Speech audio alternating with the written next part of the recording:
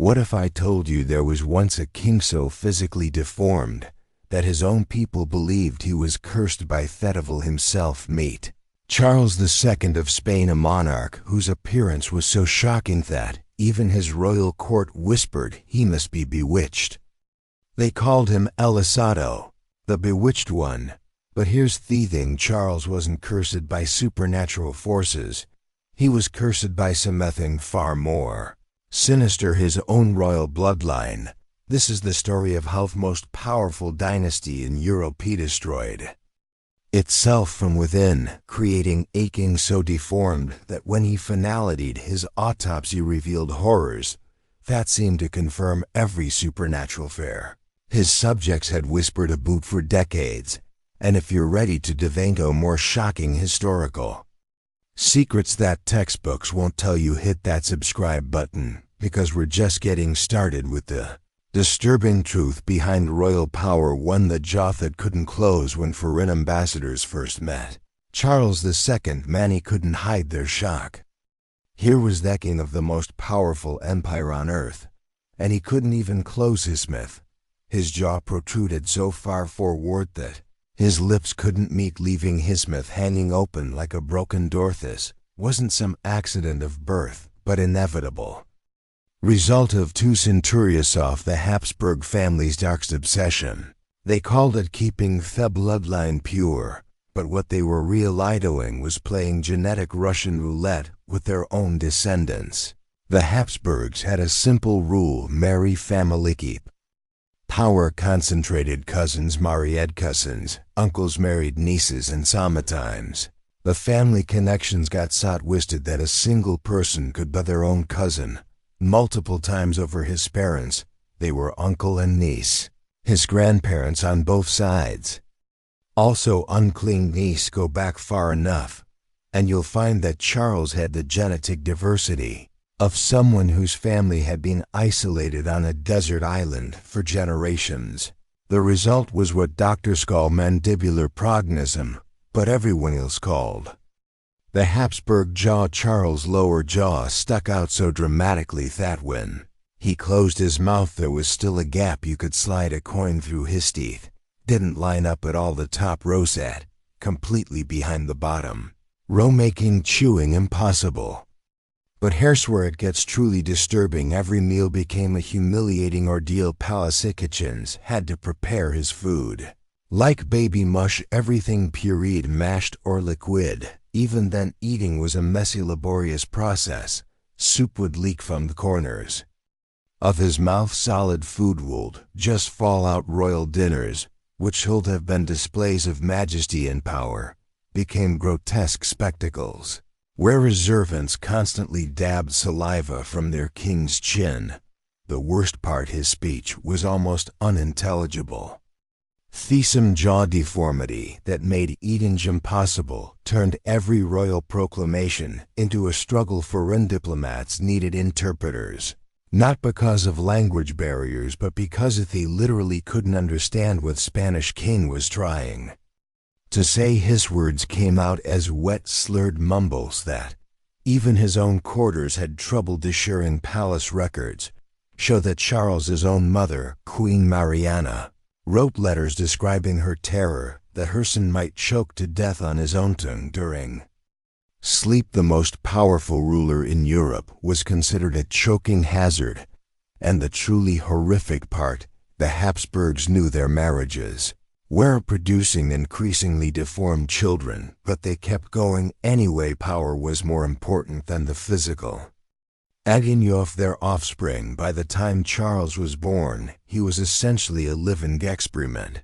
in what happens when humane genetics go catastrophically wrong to a body that defied nature. The Habsburg Javas, just the tip of the iceberg. Charles' eyes, entire body was a mess, and the full extent of his deformities would have made medieval villagers cross themselves in terror. At 35 years old, Charles looked like a sick child who had been stretched and twisted by some cruel force. Barely reached 5 trillion tall, but it wasn't just his height that was wrong. His proportions were completely off. His head was massively oversized compared to his frail body.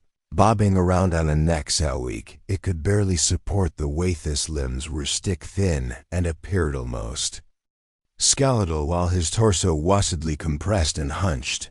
Charles couldn't even walk until he was 8 years old. Think about that for a moment. Most children take their first steps around their first birthday. Charles spent nearly a decade unable to support his own body weight. Even when he finally managed to walk, it was more of a stumbling shuffle. Palace records describe him lurching from wall to wall, using furniture for support. Like an elderly man, despite being in his opposed prime, his spine was so severely curved that he appeared permanently hunched over, giving him the silhouette of someone carrying an invisible burden. And in a way, he was the burden of generations of genetic damage concentrated into one catastrophically individual. The mental effects were equally devastating. Charles had the intellectual capacity of a child well into his adult years. He couldn't read until he was 10 years old, and even then he struggled with basic comprehension. Court tutors described trying to teach him as attempting to fill a broken vessel. Information would go in, but nothing seemed to stick. His emotional regulation was that of a toddler trapped in an adult's body. Palace servants reported that Charles would throw violent tantrums over minor economies, screaming and thrashing like a child denied a toy. These would be followed by periods of complete withdrawal, where he would sit motionless for hours, staring at nothing. Completely respond to the world around him. Then his hair betrayed his genetic damage. It grew in thin, patchy clumps that fell out regularly, leaving him with a scalp that looked more like a diseased animal's hide than a royal crown. Court painters were forced to use creative elaborations in his official portraits, but even their most flattering attempts couldn't completely hide the reality of what Charles had become. The most disturbing part: Charles's condition was getting worse as he aged. While most people reach physical maturity and stabilize, Charles was actively deteriorating. His already weak body was failing faster than normal. Aging could account for. Doctors of the era had no explanation for what they were witnessing: a living human whose genetics had failed so completely that his body seemed to be actively trying to shut down. The king who couldn't make heirs. Here's where Charles II's tragic story becomes a continental disaster. The most powerful throne in Europe belonged to a man who couldn't produce a single heir. Charles married twice, desperately trying to fulfill the most basic requirement of kingship, continuing the dynasty. His first wife was Marie-Louise of Orleans, a French princess who arrived in Spain expecting to marry a king, and instead found herself bound to what quarters whispered was barely a man. Feuding Knight was reportedly a disasterpalist servant. Later testified that Marie-Louise emerged from the royal bedchamber in tears, and Charles appeared confused and distressed. The same genetic mutations that had twisted his body had also left him functionally impotent. His reproductive organs were sounder developed that doctors of the era described them as infantile. Essentially, Charles had the sexual maturity of a prepubescent boy trapped in an adult's failing body, but the Spanish court couldn't admit this publicly. Instead, they blamed Marie-Louise for being barren, subjecting her to humiliating medical examinations and treatments. She was forced to drink disgusting herbal concoctions, undergo painful procedures, and endure the constant scrutiny of a court that desperately needed her to produce an heir that her husband was biologically incapable of providing.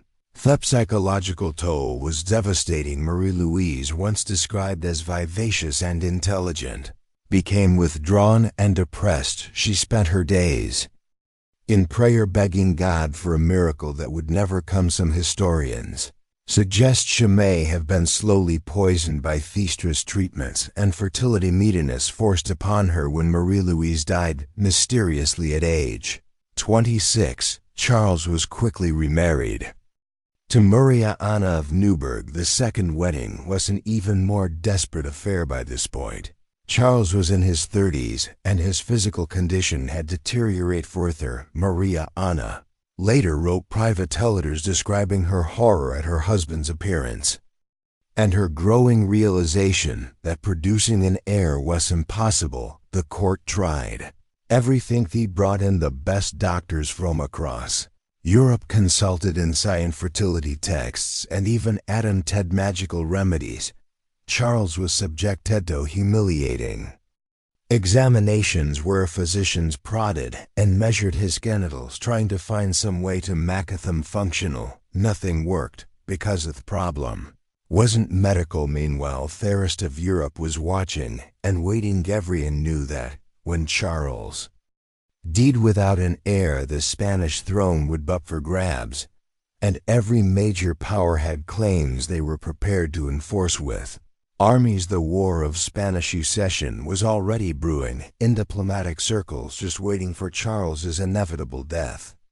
The irony is staggering. The Habsburgs had spent centuries obsessively controlling marriages to concentrate power, and their final king couldn't even consummate a marriage. Their genetic purity had created a man so damaged that heckled and performed the most basic biological function required of a monarch. 4 exorcisms in the royal palace when medical science failed to explain or cure Charles II. The Spanish court turned to the supernatural. What followed were some of the most bizarre and disturbing religious ceremonies ever performed on a living monarch. Public exorcisms conducted in the royal palace itself. The church had a simple explanation for Charles's condition. He was possessed by demons. Father Frelandes, the court's chief exorcist, declared that Charles was inhabited by multiple evil spirits that had been placed there through witchcraft. Others where it gets truly wild. The exorcisms weren't conducted in some hidden chapel. These were full-scale theatrical productions held in the throne room, with nobles and foreign dignitaries forced to watch their king writhing on the floor while priests screamed Latin incantations over his convulsing body. Father Diaz would begin by forcing Charles to drink holy water mixed with ground-up religious relics. The king would immediately become violently ill, probably from drinking what was essentially dirty water filled with bone fragments, which the priests interpreted as demons fighting the holy substance. Charles would vomit, shake uncontrollably, and sometimes lose consciousness, while Father Diaz shouted that he could see the devils leaving the king's body. The ceremonies could last for hours. Charles, already weak and confused, would be subjected to aggressive physical manipulations as priests attempted to literally wrestle demons from his flesh. They would press crucifixes against his skin until he screamed, splash him with holy water, and force him to recite prayers in Latin, a language he could barely comprehend given his intellectual emotions. But the exorcists didn't stop with Charles himself.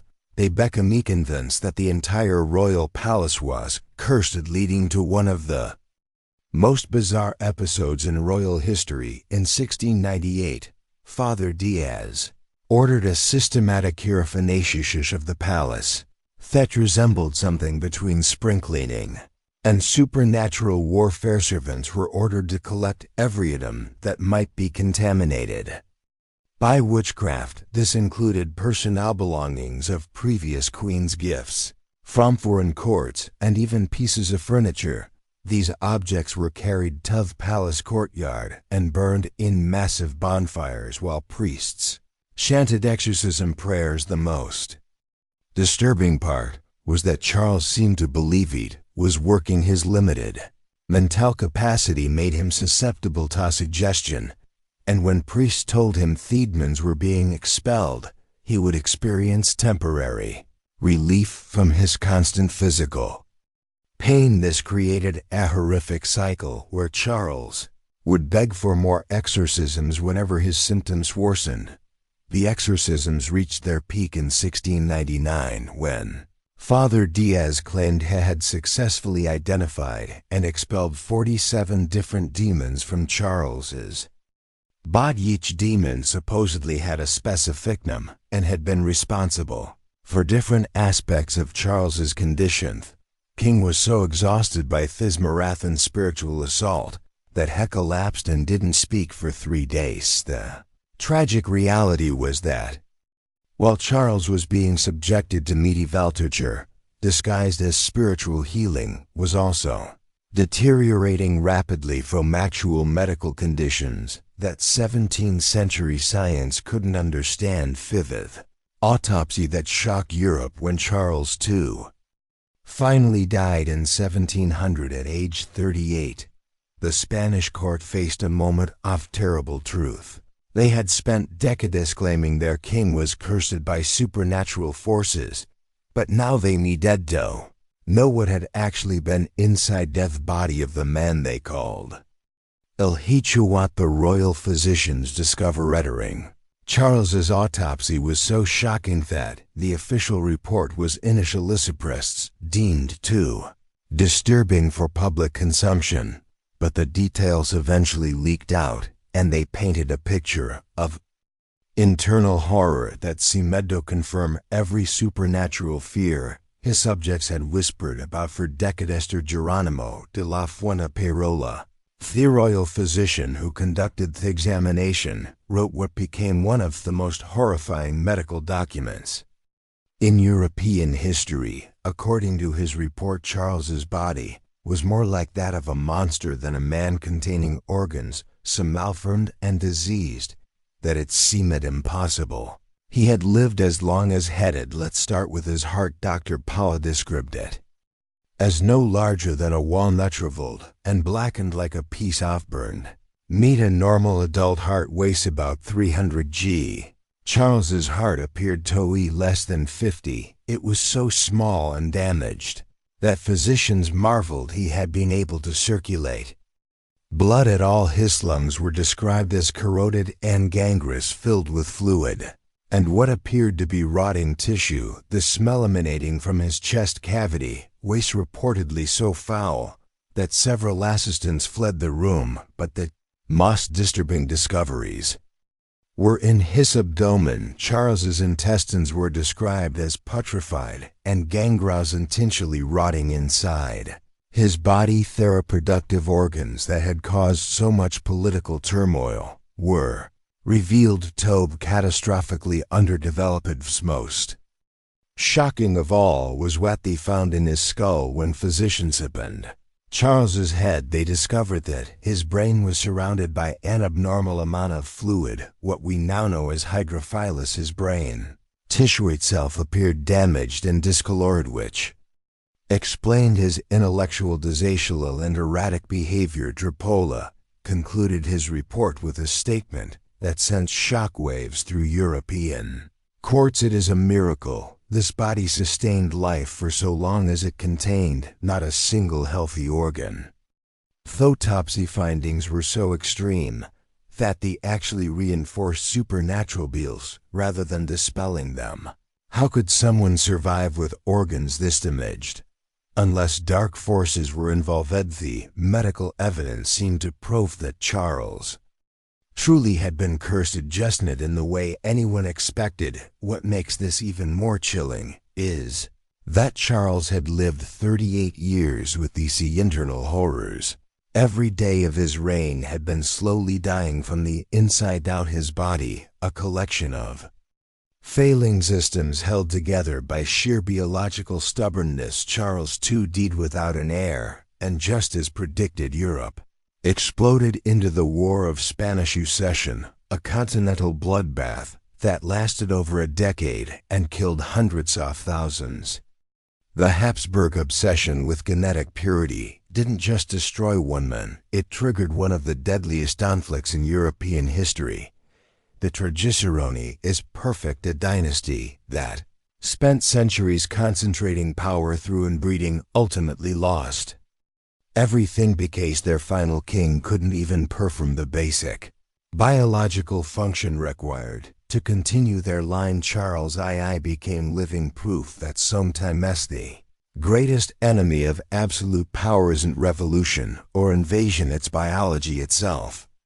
If these dark corners of royal history fascinate you, hit that like button, subscribe for more shocking historical secrets, and tell me in the comments what other royal mystery I shall investigate next.